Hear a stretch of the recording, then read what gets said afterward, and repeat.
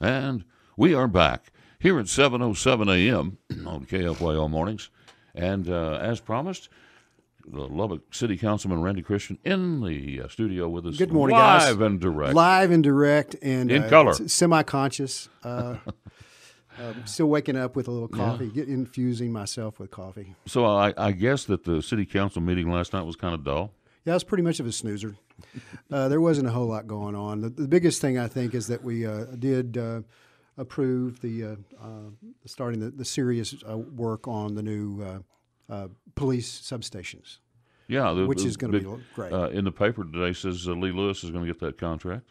Well, the contract it will be for the two, or maybe for all of them, but we're going to do 3 immediately. And we saw the initial designs of the building, and I wish they had a picture of them on the paper because you got to look at it. They're good-looking buildings, but they'll all be the same. That's one of the ways that we're trying to save some money. The designs for the facilities themselves will just be replicated at the different locations. That's wise.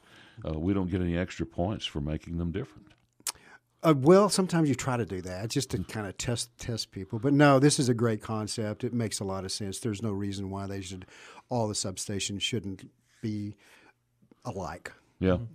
So, it seems like the county's getting all the headlines lately. They certainly have. Certainly have. You're glad you're not a county commissioner, I guess. Oh, yeah. They get paid better, They though. do get paid a lot better. Well, that's true. Yeah. Well, you get paid. Yeah. What, $75 a year? No, it's $25 a month. Yeah, and that's before taxes. Yeah, before taxes, right? Yeah. But I really enjoyed it. I'm coming up on my 1-year mark in May. It's been, for a lot of reasons, not the fact that I'm a councilman, but I'm kind of glad that 2018 is over. It was kind of a struggle for me there for a few months. You had a little health issue. That's much better now, right? Yeah, I'm kind of out of rosy cheeks, and I gained a little weight back, and I'm in remission right now, and watching it carefully. But I always remind my councilmen when they're a little nasty to me. I said, "Hey, you're dealing with a sick man here. Be more, be kind." I use that as a crutch sometimes. I use that. Yeah. Are they? Oh no. We have a great crew. We don't always agree with each other, but we're always very agreeable. It really is a great group. Well, I'll tell you what. I've told my wife the other day. I said 2019 is not starting out well for us. Well, on my side, I'm telling you that no truer words were ever spoken than getting old is not for sissies. Oh no, you got to. Oh, geez. Yeah. It's like suddenly I start. The older I get, the earlier I wake up. Yeah. And the earlier I go to bed. Well, I have developed this thing. I sleep in 2-hour increments. Oh well, a friend of mine they say they go home after work. They take a pre-sleep nap. A pre-sleep nap. Well, I've been known to do that in the recliner. Yes. But before we get to the serious stuff, I want to mention a couple of things that are going to really be a lot of fun. First of all, I want to applaud the anti-gang task force that. I think that the sheriff has kind of headed that, and they've been making some pretty decent hits on the gang activity within Lubbock. I think y'all saw last week where they arrested some guy, and he definitely looked like he'd be on the top 10 list of the most wanted. And they've made some other arrests, and we just don't realize that there is a serious gang problem. Thank goodness most of us live in these little bubbles that we don't when you look associate at crime with those. statistics, but those guys are doing a great job, and that's the sheriff's department, the police department, plus other state and federal agencies that combine forces. When you look at crime statistics, you know that we have a problem. Yeah. Well, and the other funny thing is I've seen a couple here lately, and it surprised me because I think this was the second one I saw recently. That's the reason I brought it up. Was that nationally they're looking for somebody and they believe he's in the Lubbock area, and they put it on the newspaper, whatever, with a picture of him, and I'm like, oh, great. Well, and they say the Lubbock area, area, and this is just Randy talking, but I've talked to a few people, and some of those guys like to make their home in smaller communities around Lubbock, but they want to be close to Lubbock to do their dirty work, and then they migrate to some other smaller community. Because they don't think the police force is there. Correct. Yeah. They can get away, and I'm sure there's a lot of intimidation that they can do that we don't even know about. Yeah, and the sheriff. I mean, the sheriff was saying that with the smaller police forces, they think by the time the big police force gets there that they can find a way to get through the smaller one and get away. Yeah. But I'll tell you, the sheriff, from what he's talked about this gang task force, they'll go anywhere. They'll take the whole force there. Oh, absolutely. They'll take care of it. It was very interesting when I decided to run for city council. One of the first people I talked to was the sheriff. And we had a great, candid conversation about gangs and drugs and these sort of things. And he had just a week or two before, he had got the call from the governor to see if he would be willing to take charge and develop this task force. And so that would have been 2017 when I had talked with him. The other thing is, I would ask you to look up. It's called Iron Orchard. Uh-huh. It's a movie, a very good movie. I've seen the trailers. I'm supposed to be able to get a link to it, but it's going to be opening in Lubbock on the 22nd of this month. A friend of mine from my past, Camille Cioli Chambers, is one of the producers of it. The director is a Midland guy, and the story is about the early days, the beginnings of the Texas oil boom, and it was all shot in and around Big Springs. And it's going to be launching. It's got some really incredible acclaim for the movie. And I think anybody that's out here in the oil patch, it reminds me of the kind of a feel of that. There will be blood with Daniel Day-Lewis several years ago about the Texas oil boom. So there's going to be some more stuff, and I'll see if I can't get you guys some tickets to give away on the air for it. Oh, that'd be great. Did anybody get bit by a rattlesnake? Yeah, well, it's a great. What you ought to do. There's a great article in last month's Texas Monthly about this movie, and it's really based on a book that was written in the '60s that was highly acclaimed about the history of the Texas oil boom, and it's taken them this long to get it on the screen. But what I've seen of the trailers and a little bit that I've talked to about from Camille. This is going to be a fun movie, and have really an interesting historical aspects to it. Do you know when the oil boom began? No, but I would say my guess is probably in the late 30s, early 40s. I think the movie Giant comes to mind.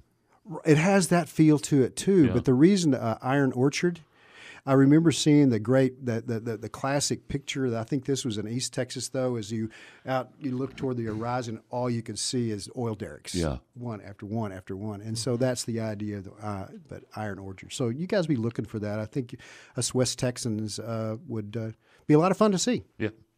7:15 a.m. We're talking with Lubbock City Councilman Randy Christian, and we'll take a break and be back.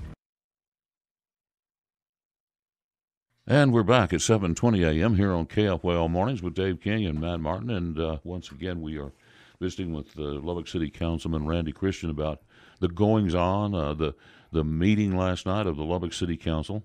I guess it's not a secret, is it? It's public. Yeah, you had a lot of folks there, I know. Well, it really was. It was a short agenda. Most of them were second readings. So most times second readings are just kind of putting the final stamp of approval on it. We did have the good old Lions Club. We recognized them yesterday, and also this is the second time we've had a Tuesday meeting since we changed the days.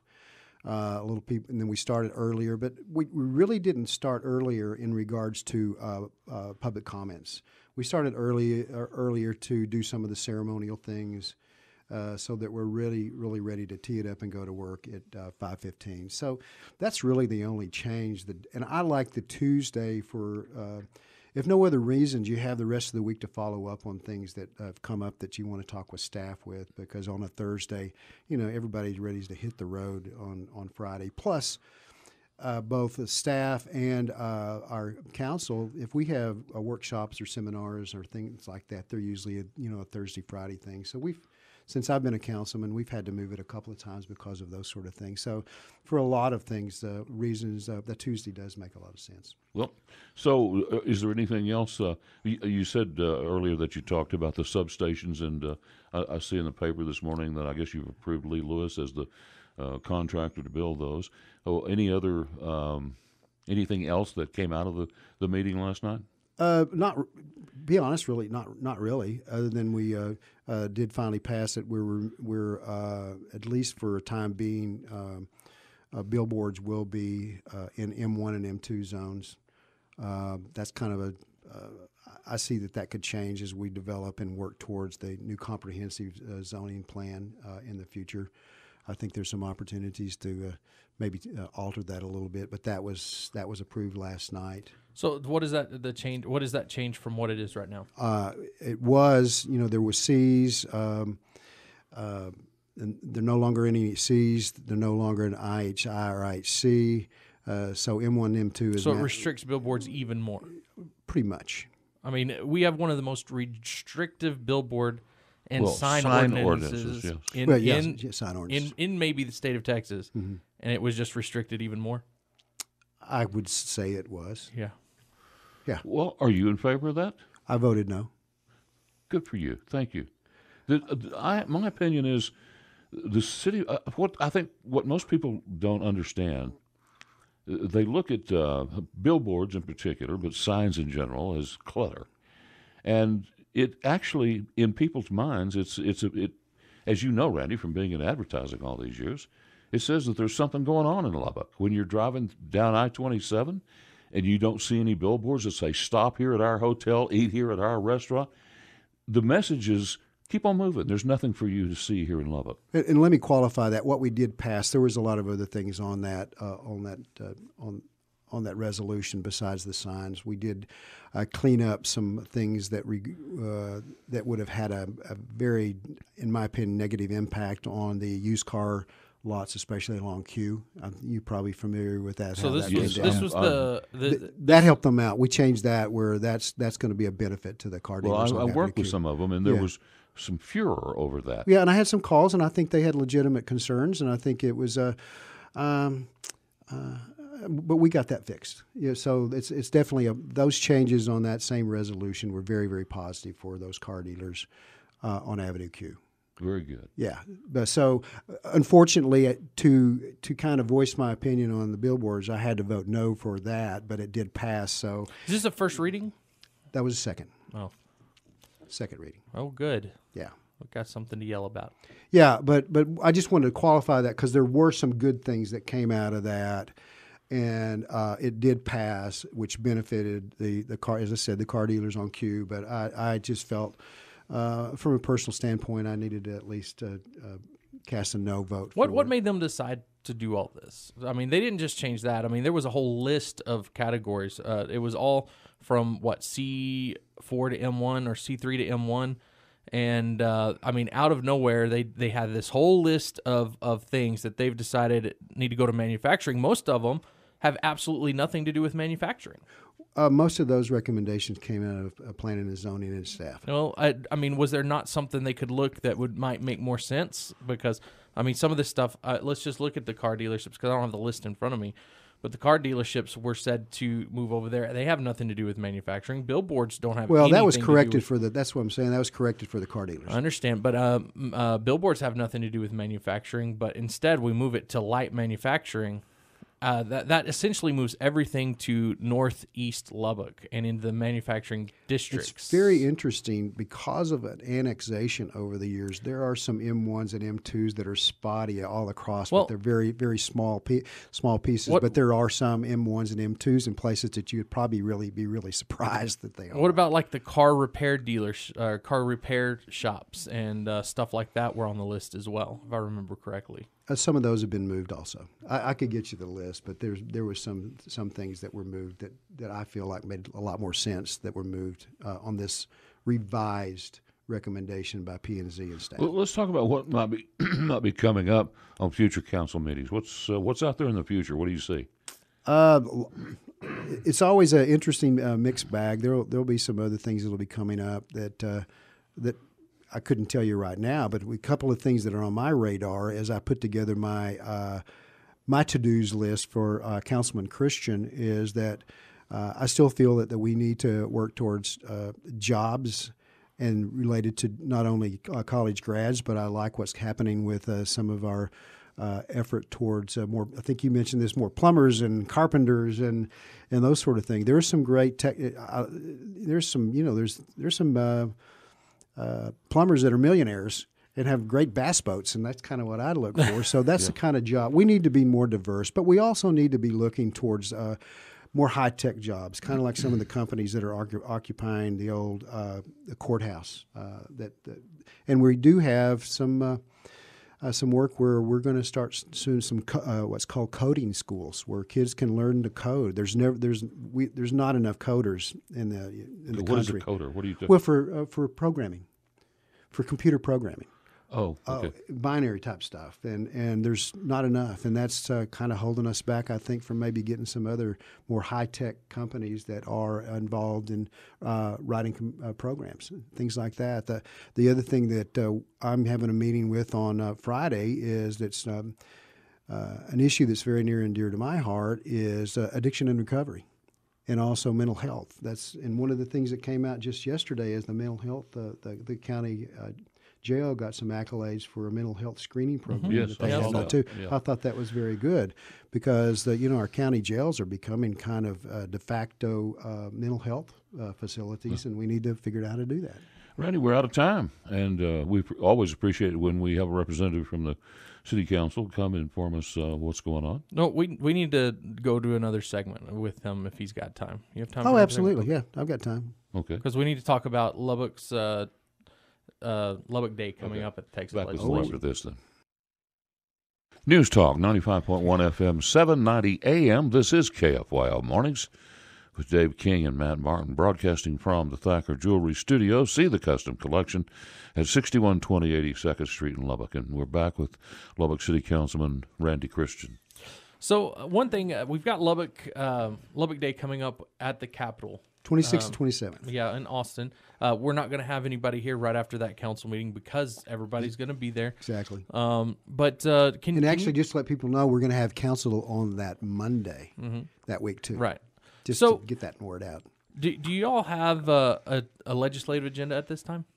We do, and we're going to review it with our legislators this Friday to kind of get all of us on the same page. And that's me being the new guy and my first one as a councilman. I'm looking forward to just sitting and listening and watching and learning. But I do think that there are some things that I know that we're going to be strongly in favor of, and going to go down there and talk to our guys to make this happen, make some things happen, and particularly the vet school. Yeah, I think it's great that. Two West Texas cities are coming together to make that happen because it's such a positive for all of West Texas. And I'm a Amarillo guy. Yeah. I grew up in Amarillo, so I'm proud of the Big A for making that happen. And, well, Amarillo's really behind it. Oh, of course they are. It makes perfect sense, especially growing up there when you realize that's where the large animals are. Well, it is. That's cattle country. Yeah. We're farmers down here. They're cattlemen. Like Hereford, Texas. Yeah. But you think about all the true. Look at some of the families up there. They are part of the old true cattleman families, and cattle and oil in Amarillo, and we need to get that vet school up there for a lot of reasons. Yeah. So also, I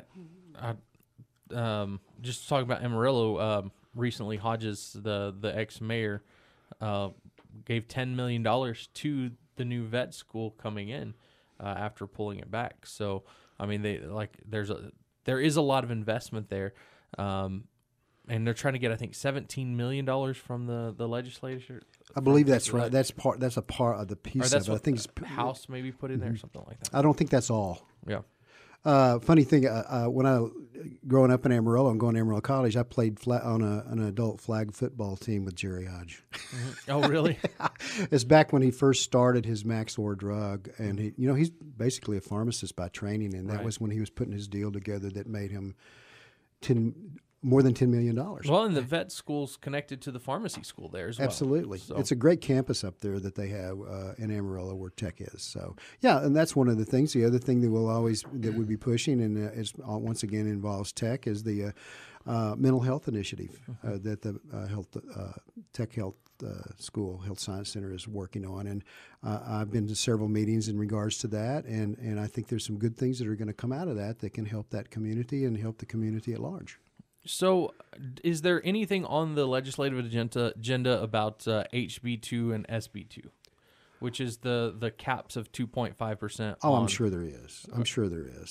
I've got the legislative agenda. I have not read through it as as much as I will before we meet on before Friday, Friday. but I can't imagine that it's not on there. Yeah. Do you personally have any ideas on that, or? I'm going to wait.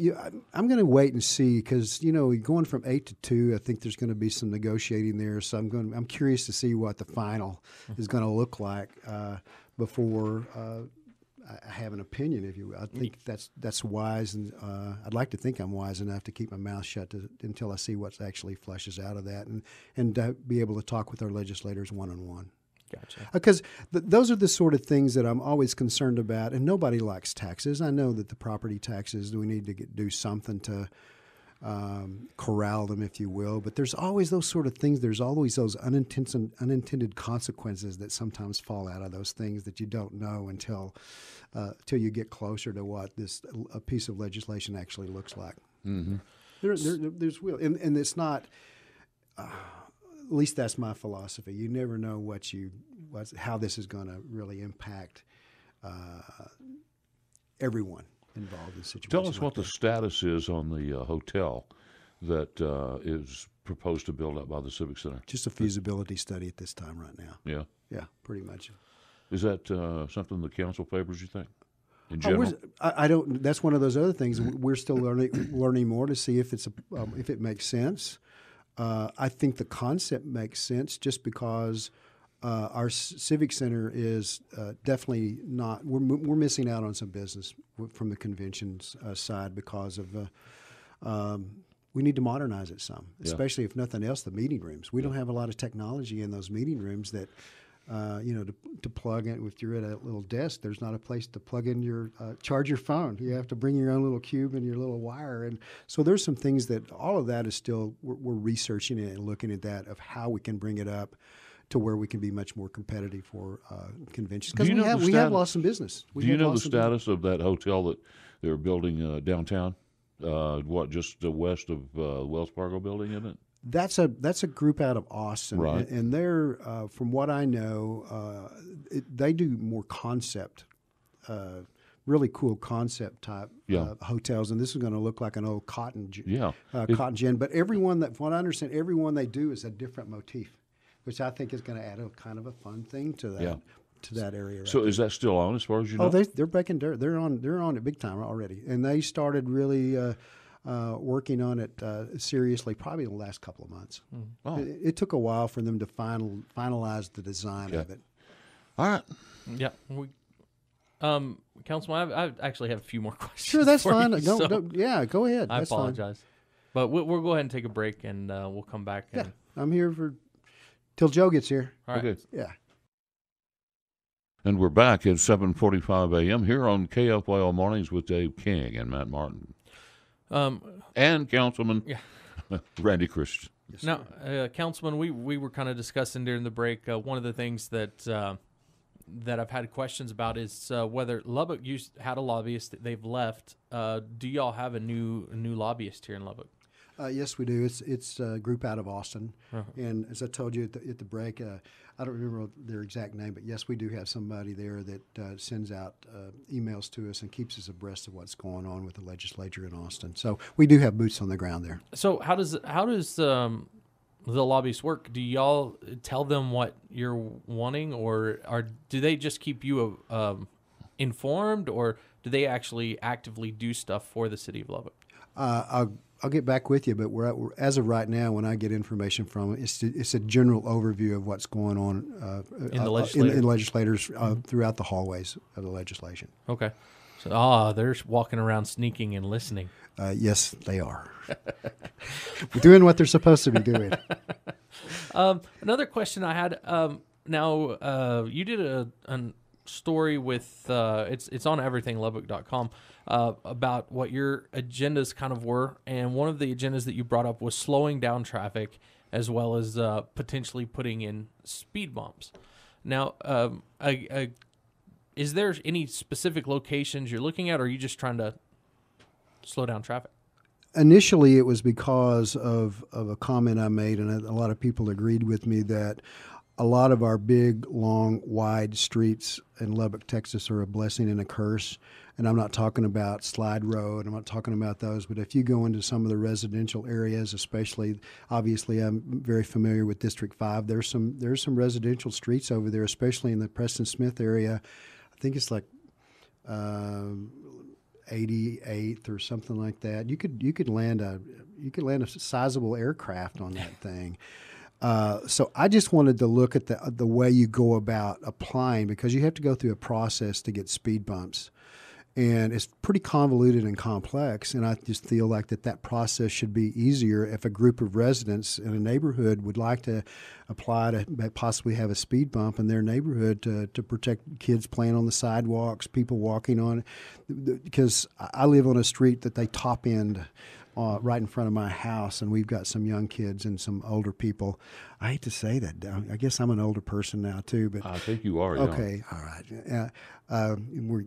But that's what I was wanting to do with speed bumps, is see if we could streamline that process to see if it makes sense for speed bumps to be in those residential areas. So are speed bumps? I don't know. I just have no idea. Are speed bumps at this time initiated by a neighborhood? Yes. And yes. That's, you don't want to change that. You just want it to be easier for the neighborhood. Yes, it still should be initiated. It should not be a mandated thing from the city that we're going to have speed bumps everywhere. If a neighborhood or somebody within that neighborhood thinks, hey, we need to look at maybe how can we do a little bit more speed control in our neighborhood, then they can go to the traffic engineering department, and there is a process. Real quickly, let's get to some of our text messengers. Sure. Okay, we said, would you please ask the councilman what plans, if any, does the council have to address the rising crime homicide rate in Lubbock?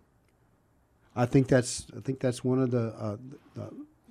I think that's part of the criminal task force, a gang task force uses. I think that will be a process of, or something that they're looking into, that hopefully that would decrease that rate too.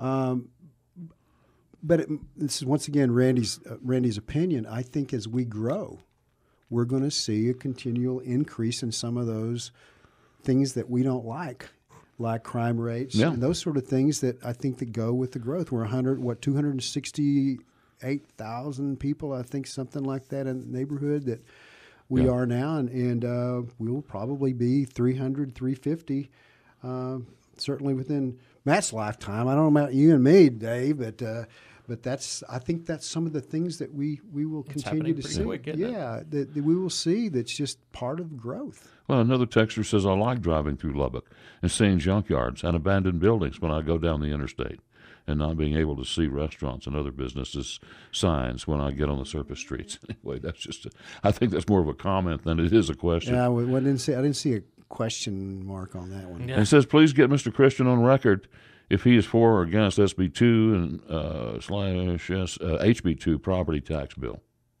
No.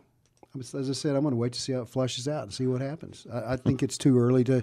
I will say I don't like the rising property taxes any better than anybody else. But how the solution to it, we'll wait to see how that flushes out and see what the final bill looks like. Okay. That brings us pretty much up to about the end of this. Do you have anything else? I don't have any other questions at this time. Okay. So it sounds like Joe Thacker just walked in, though. So. Oh, well, good. We'll look forward to meeting Mr. Thacker. Yeah. He's a real jewel. Another texter makes a good comment. He said, Lubbock's pitted and cracked roads already have enough natural speed bumps as it is. I learned a lot about pothole. We had a pothole report on our work session, and I learned a lot about those, and some of the reasons they can't be repaired. We need to get the weather to be a little warmer for those things to be fixed in a more permanent I'm telling way. you, that big snow that we had took a toll on our streets. The cold, on many of them. The cold way that they fix them is we really need to warm up for it to be a more permanent way of fixing them. Okay. Well, Randy, we're going to call it a day. Till we meet again. Yes, until we meet again. Again, always glad to have you here. Trails. 7:52 a.m., quick break, and we'll be back with more.